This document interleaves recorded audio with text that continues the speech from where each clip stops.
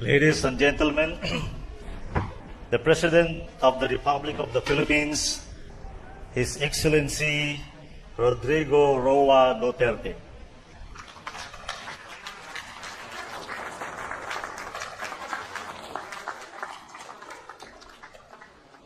Kindly sit down, thank you. Troop Commander, give the order of Tikar's pahinga. Tikas!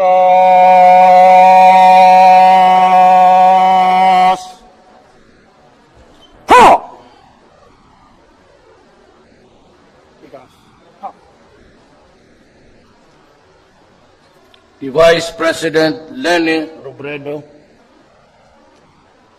This is my first time to meet you personally.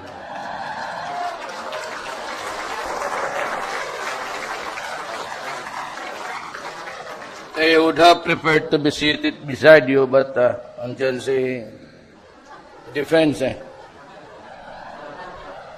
President Fidel V. Ramos, the first Filipino who journeyed to Davao City to ask me to run for public office and presidency.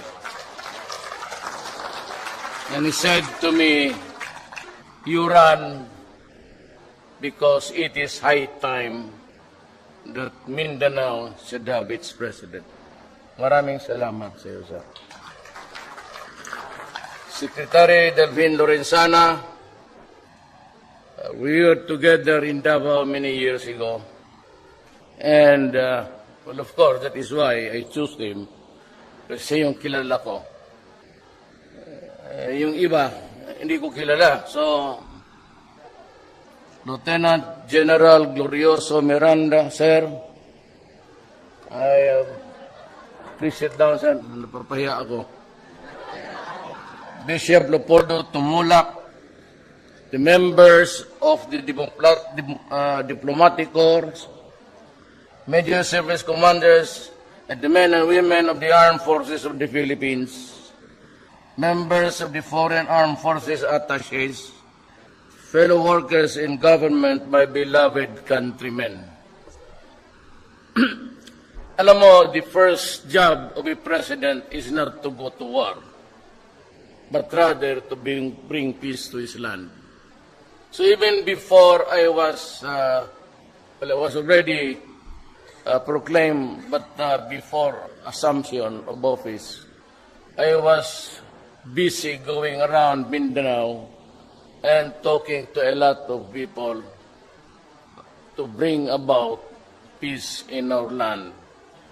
Started with the left and with the NPAs, and we got a favorable answer from the leaders, including Maria Sison, Jose Maria Sison.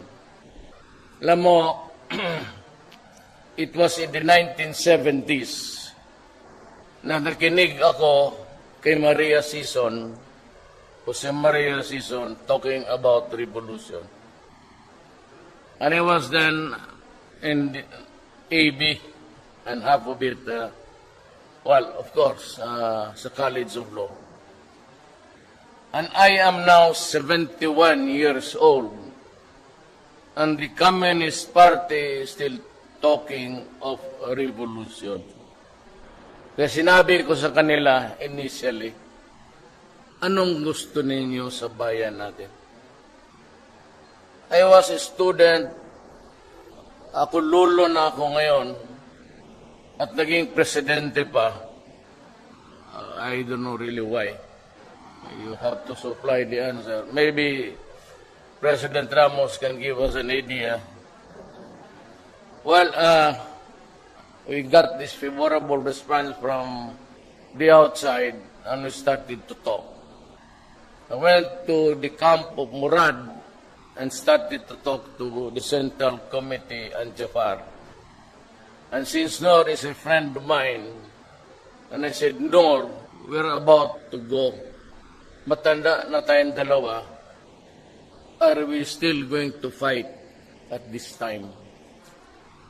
My job is to bring peace.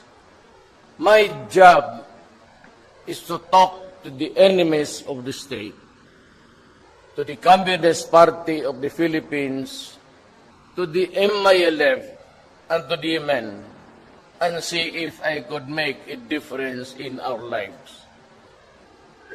Alam mo, hindi ko sinali ang Abu Sayyaf neither dito o sa criminal campaign natin because the Abu Sayyaf is closely connected with the issue of Mindanao. Originally, mga tao sila ito ng MN, pati mga anak na yung MN ngayon, pati MI. And that was where the futility they saw in the Mindanao issue. Simply stated, they're claiming the historical right and more privileges for them. And I cannot blame them.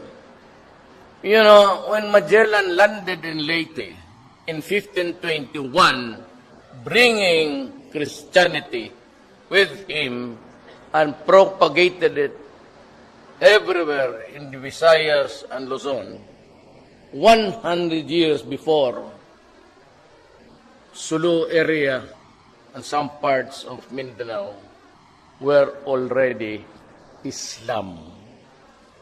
And that is why a lot of the historical planners never really took into the consideration that there was this oppression by a series of government na hindi kanila. And they think that until now, we are trying to repress them. And I said to them, you know, you cannot drive us away anymore. Kagaya ko at pati yung mga anak ko, half of us are really Moro already. I have a branch of my family, my little boys and girls who are Moro. And so I behoves upon me, I think, to really look for the answer. And if I can hack it, and if I can talk to Maria Sison and bring about not a coalition government, an inclusive government, they are there already.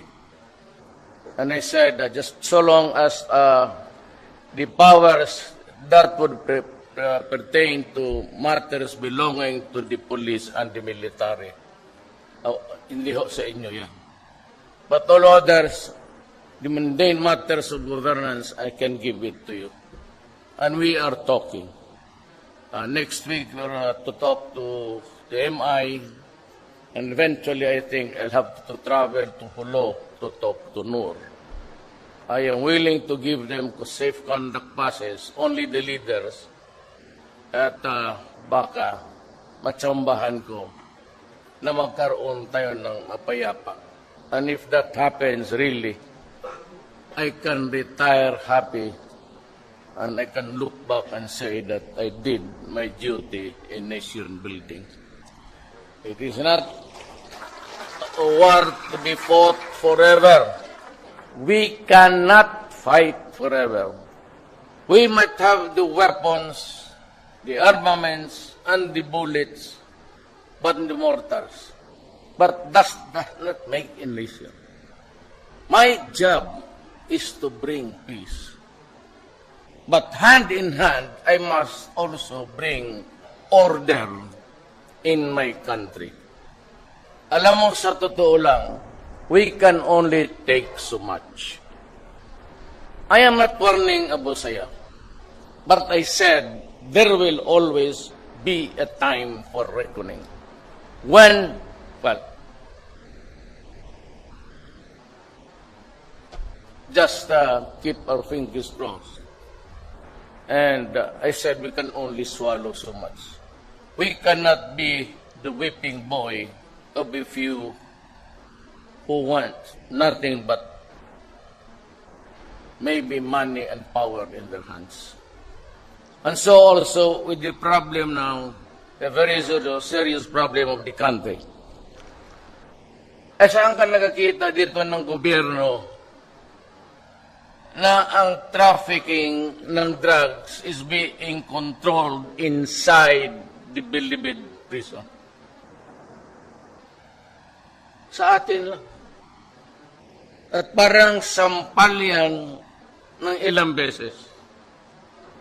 And how it came about into being is really, well, I would have said, in neglect.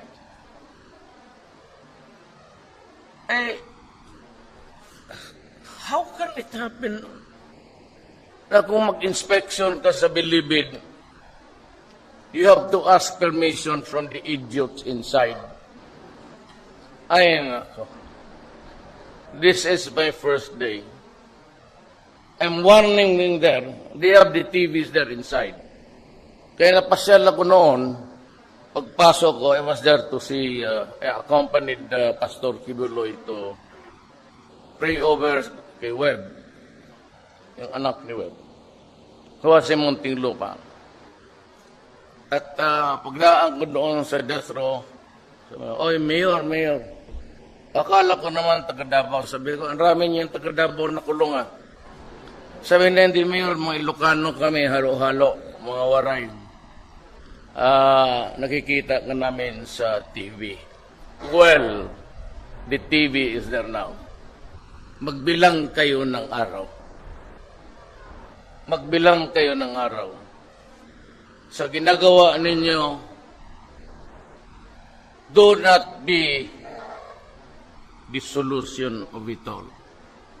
May problema dyan, hinihiya ninyo ang gobyerno, sinasampal ninyo kami.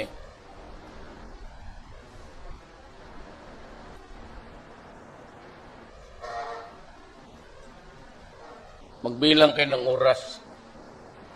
Ayoko ng araw.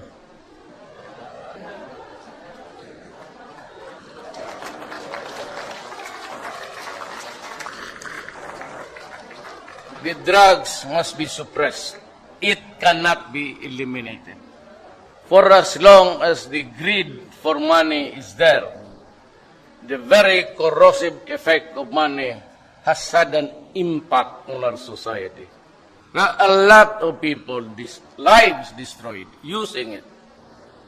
And noon, they were in the rural areas. Now they have reached the hinterlands. And they are getting the carabaos and the pigs and the chickens and the eggs. Well, nakikinig naman yung mga NPA, nasa pwesto pa naman kayo. Ano kaya yung korte nito, ang korte ninyo na, I don't know if it's a kangaroo or otherwise, pagpatay na lang ninyo para mas madali ang solusyon ng problema natin. Anyway, kung maengkwentro ninyo yan, it's always a crime committed in your presence. You do not shoot anybody just because you see them walking. But I know you have this validation. Kung you just walk it, tatapusin na ninyo yan. Mas mabuti, wala na rin kayong ginagawa. There's a slowdown in the fighting. Why should we be fighting? When as a matter of fact, I'm just awaiting for the arrival of season to talk to him. And maybe, just maybe, in the fullness of God's time, we can have peace amongst us. Yung mga droga ay malala. And I have to call in the armed forces of the Philippines to help. Sadly, gusto ko sanang ang inyong Board of Generals will be a vibrant entity within the organization.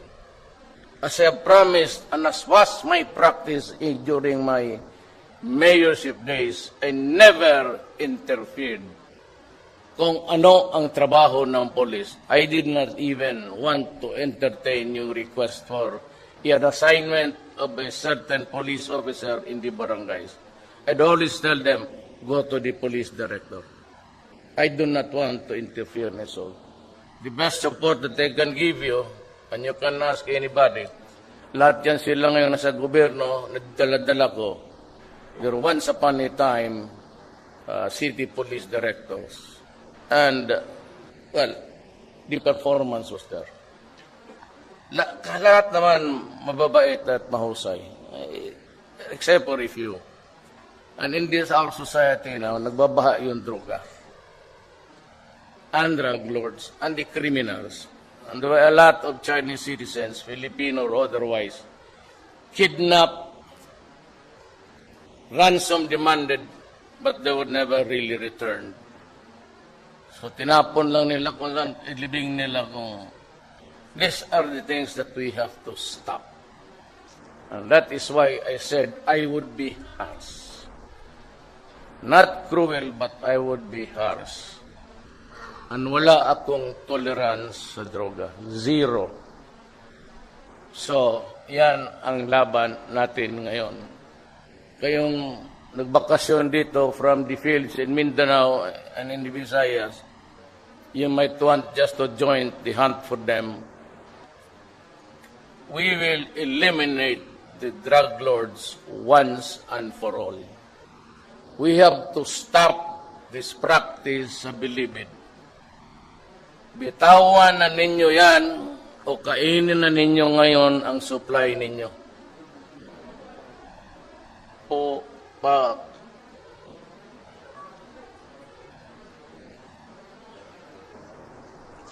nawala na talaga ang pasensya ko sa inyo.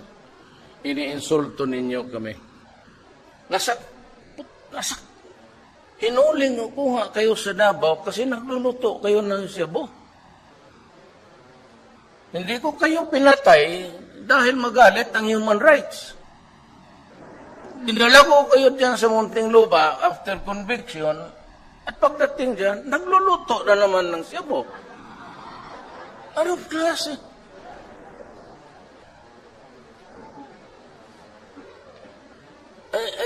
Noon kasi hindi ako presidente. Ngayon, well, we'll just have to make some adjustment.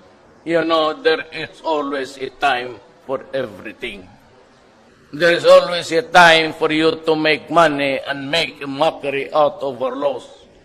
There's always a time for you to be in control even if you are inside the prison. But there is always a time to rest and to die. Ganon ang buhay. As you are born, there's also death. I'm not threatening you, I'm just telling you that there is always a time. And for us, the security forces, the armed forces and the police, there is always a time. We can only take so much in so. We can only take so much hanggang kaya na ng sikmura natin. Ako ay nasusuka na. And you have to help me put a stop. In the final days of the campaign at Luneta, I gave this statement and I said, I will put at stake my honor, my life, and the presidency. Sinabi ko sa inyong mga kriminal, lahat kayo. If you destroy my country, I will kill you. If you destroy our children, I will kill you. If I am asked by anybody, including the Commission on Human Rights, I do not know you. Salamat po. Thank you.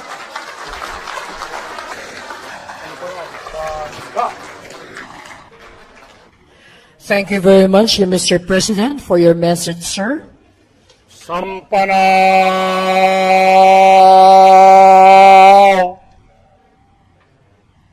Ho!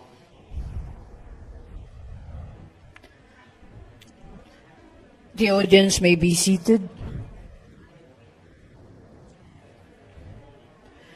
The new Chief of Staff, Armed Forces of the Philippines, Lieutenant General Ricardo R. Visaya, will be presenting the AFP Coat of Arms to President Rodrigo Duterte.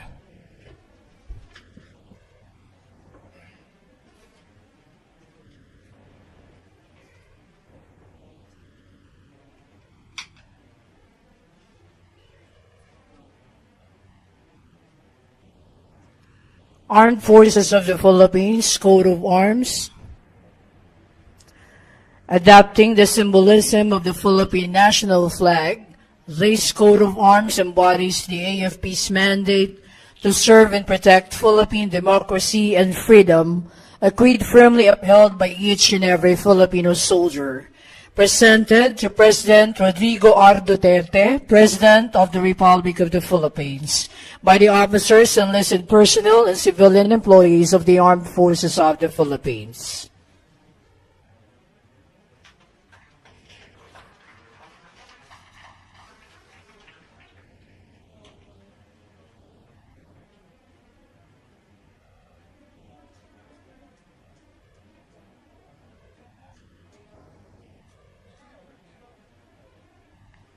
Thank you, sirs.